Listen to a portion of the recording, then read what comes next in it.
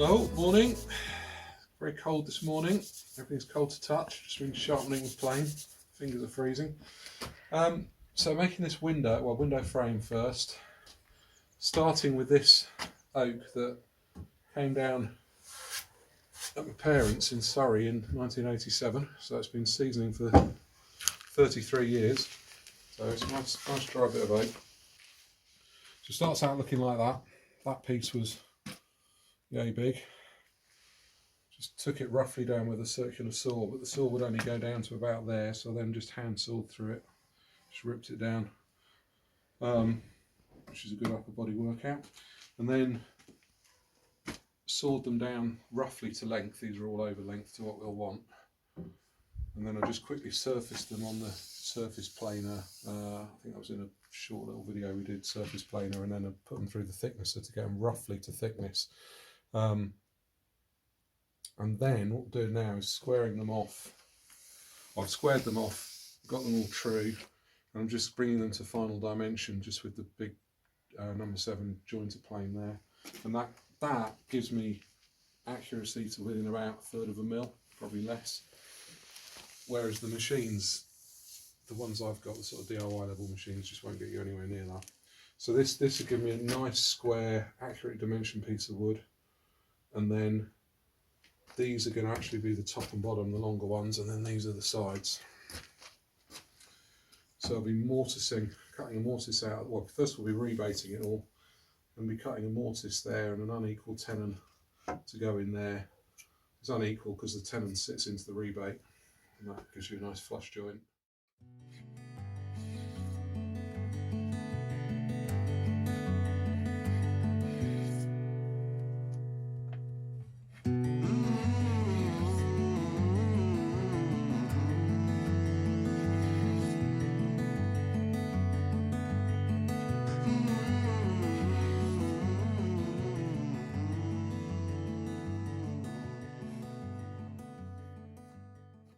Are you having fun?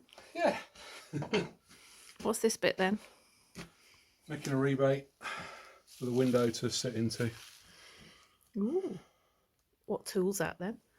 It's a rebating plane, number 78. Not the easiest plane in the world to use. Everything has to be just right with this, otherwise you get slopes on it and it digs in and does all sorts, but if you get it right, that's a nice rebate quite quickly. So you're saying I'm going to have a window? Yeah, well, window frame. Why are you wearing your Bionic Man eyeglasses, Simon? So I can see the measurements more easily. It's not because you're old and you can't see. Well, there's that as well. No, it's just seeing those measurements on the ruler at 0.5 millimetre. Oh. Put your glasses on, let's have a look at those, or just show me them. Oh, they're very snazzy, aren't they? Yeah. Stylish and practical. Is that your go-to wardrobe then? Yeah.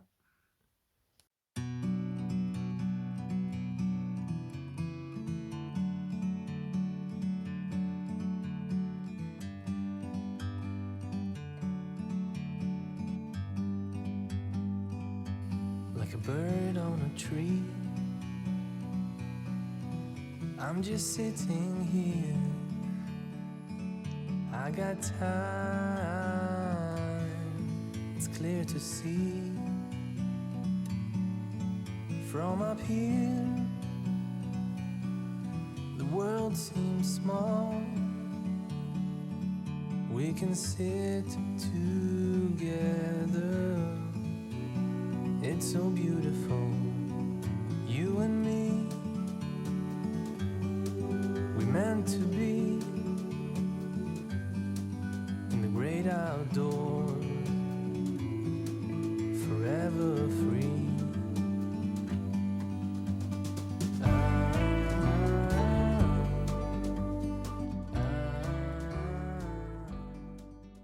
So there's the rebating done. Yeah. 1, 2, 3, 4, 5, 6, 7, 8, 9, 10 joints to do, yeah? 10 joints to do. Exciting. So I'm just going to put a new edge on this chisel and sharpen it up. Working in the oak, most of what I'm working in at the moment is the oak that I got from my dad, which is 30 odd years old. It's I mean, as you probably know, oak's a hard wood anyway, and it blunts the edges. They're good chisels, so they hold their edge well, but it blunts them reasonably quickly, especially when you're doing mortises. You're hammering the chisel into it, you're putting quite a lot of stress on the edge, so inevitably it goes blunt relatively quickly. And I've tried lots of different sharpening approaches over the years. Freehand, which is fine for getting a sharp edge, but I'm not very good at getting it square.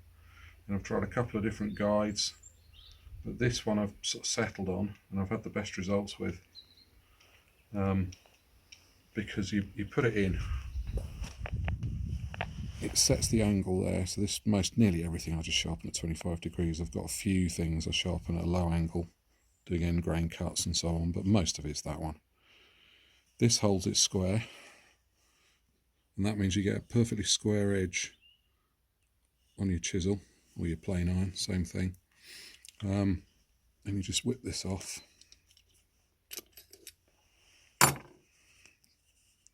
And you're good to go. But the other thing that's nice with this, you do your main kind of sharpen on your coarse stone, like this one. Oh, this is quite good as well.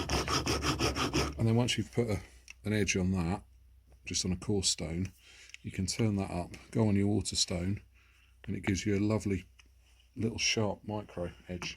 So yeah, I just stuck this coarse surface, which was about £15 or something, on the back of this finer plate, which means I've got a perfectly flat coarse surface. They seem to wear really well. I've been using this probably a year now. Got it over here, came from Axminster in the UK, which anyone who does any woodwork in the UK will know Axminster. And yeah, they came as a set of 3. And the great thing with this coarse one is it's also really good if you use water stones, like I've got here. It's good for keeping them flat, because I'll just, every time I do it really, every time I use the water stone, I'll just give it one of them, and then I know that's flat.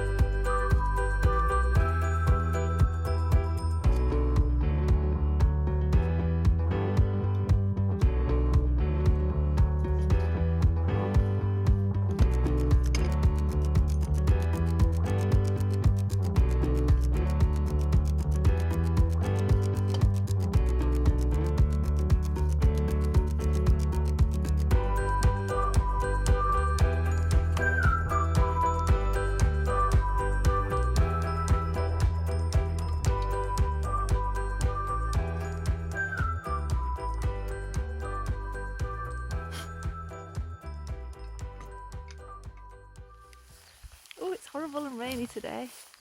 So while Simon's busy rebaiting windows, I'm using some paint stripper on these old window fittings, a spannulate bolt.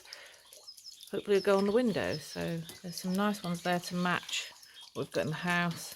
And then there's this 1930s one. I'm not sure whether I like it. There's one in the lounge. But anyway, we'll strip it anyway and see how it goes. So after working on the window bolts, the spannulate bolts, with the paint stripper, I just want to show you what I did, because I used the brush to get the paint stripper on, and then I scrubbed it into all the little nooks and crannies with the toothbrush. Then I scraped it off with a screwdriver, bradawl, smaller screwdrivers, scraper, sandpaper, wet and dry sandpaper, and then I've got eventually to this finish, which still got quite a little bit of paint on there, so I've got to do some work. And the bolts are pretty good, and the handles are not too bad. I don't know if you can see that there. So yeah, I've got rust on these pieces, so we're going to have to do a bit more work on them. So that's what I'll be doing next.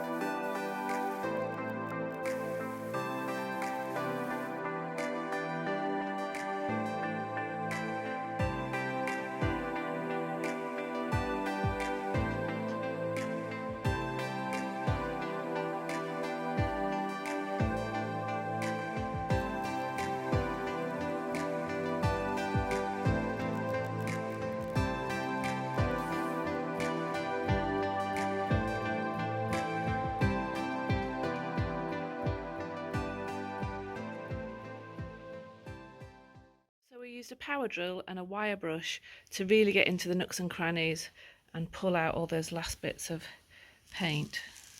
So I think it's not done too bad a job. Still some rust spots, so we need to seal that up. I've done the bar and this particular one, so I'm really happy with the results there. So here's some of the window furniture. We cleaned off all of the rust and all the old paintwork, but we need to now seal the metal to make sure that the rust doesn't come back. It's quite a cool day today, so I'm warming up the metal, not boiling, but warming it up, keeping my hands out of the way so I don't burn them. And then in here, I've got some beeswax and a little bit of white chopping board oil. And we're just going to melt that down.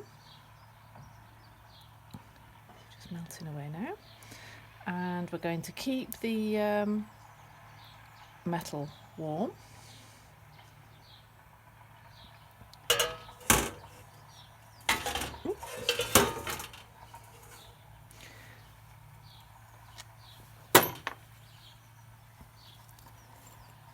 And then literally just dip into there and rub onto your metal, and that will seal the metal and give it a little bit more life. So just revamping old and bringing it back to life. And we're just going to repeat that process for the handle. That does need a little bit of oil actually, because it is working. You can see the mechanism inside. Can you see that? And that open and closes the huge bars that go top and bottom of the window. Here's the bar. So we'll just heat that up. Pop a little bit of wax on it, so you can see there straight away how it's hit the cold metal.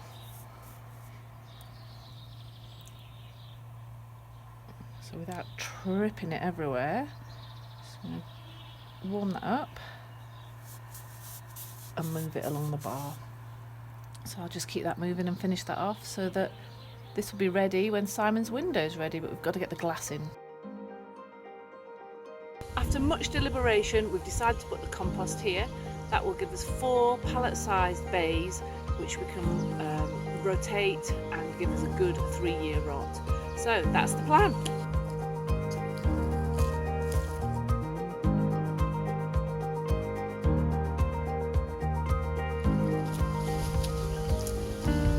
Take out the biggest sort of bramble knots. Don't want them growing into the compost.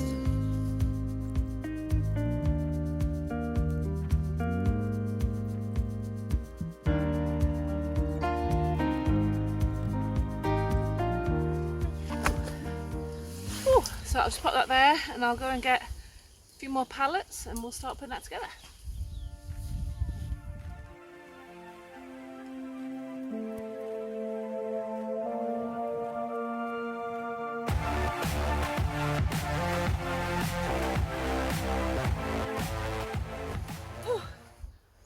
tie those together. That's a good workout. Warm now.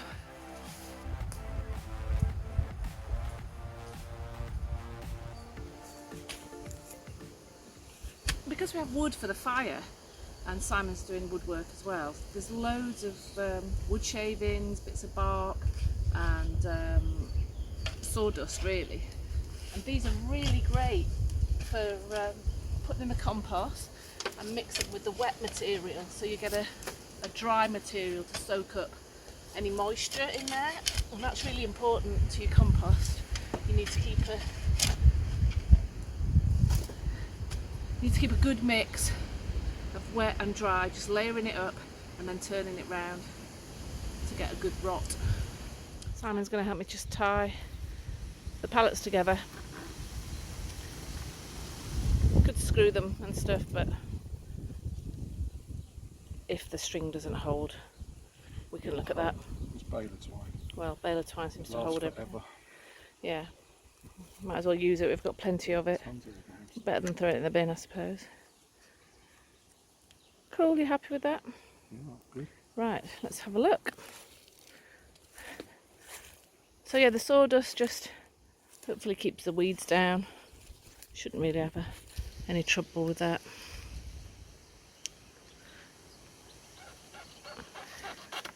And there are the couple of compost bins, just 2 more to go. But yeah, nicely hidden in the woodland, which is fantastic. Happy bunnies! So while Simon's been working on the car, I've been working on the garden, and it's just been a quick chance to get on top of things really. So I'll show you what we've been up to. Had a quick cut of the grass as soon as it's really nice and dry, and then we really want to get on with this bedding area, which is, it's like a little nursery where I can bring on the plants before I plant them out in the main veg patch. So just some raised beds. But what I've got is a lot of grass around here, and it gets in the way really. So what I want to do is put more of the wood chip down, which makes it much easier, particularly if it's a really wet and horrible day. The idea is to dig off the topsoil. Got some lovely topsoil there, so we can compost that down. The grass will rot away and we'll have some lovely soil left. And then I will get the chipping machine and chip up the bark and some sticks, and we'll put that over the top where we've dug out.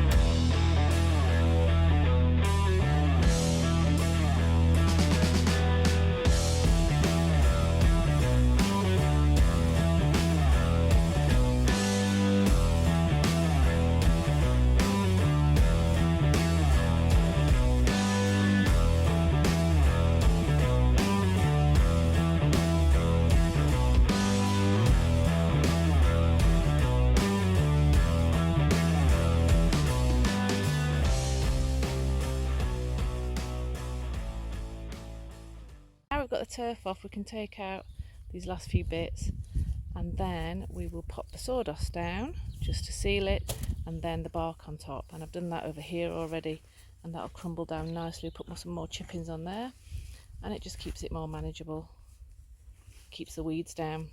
I want to focus on the veg rather than the weeds.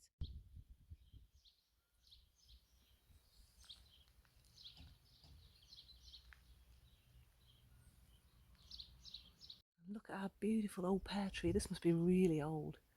It's a huge tree. And then the really exciting point is that I will be able to plant out my potatoes. Yay! So I've bought these. We need to let these chit out. That's just let the little chits grow. So all the little roots that start to come up. I can just see one there. Just let those start sprouting a little bit, then we can pop them in the ground, and when we get some leaves we can start to earth them up, and they will probably grow very nicely over the summer months and crop some fantastic potatoes for our summer salads. I've just put the last of a couple of potatoes in there. All the roots are now pointing up, and I'm going to get some nice sunshine. Ooh, the strawberries are looking good. And here are the last of our leeks. We should be able to make a nice leek and potato soup tonight. So I've been playing with stones to get some idea of a shape of where the bedding plants will be and where the pathway will be. I think the pathway will stay grass, and the bedding plants will sort of spill over onto it. So we'll walk along here, along the lovely pathway. The incinerator will be gone, and at the top there'll be a nice bench where we'll be able to sit and have a cup of tea and look at our beautiful farmhouse. Might be a while yet. Well, we've had a good day today. It's been a lovely, warm, sunny day, start of spring, and we've been able to get out most of the day in the garden. We've cleared away the bonfire, remnants of that. That should be the last big bonfire we have. We've got the little incinerator now just for doing bits of knotweed and bits of old wood. But we've got the chipper going, which we've had going today, and we've been able to chip a load of wood, which is great. So we've scraped off the soil over there, just scraped off the turf with the digger, and then chipped a load of, there's a big pile of wood out the front, we've chipped a load of that up, spread that out, and we'll keep doing that all around those bits, so we'll have, because it keeps the weeds down well. Fixed the car headlamp as well today. So yeah, it's been nice. It's just nice to get outside in the warm.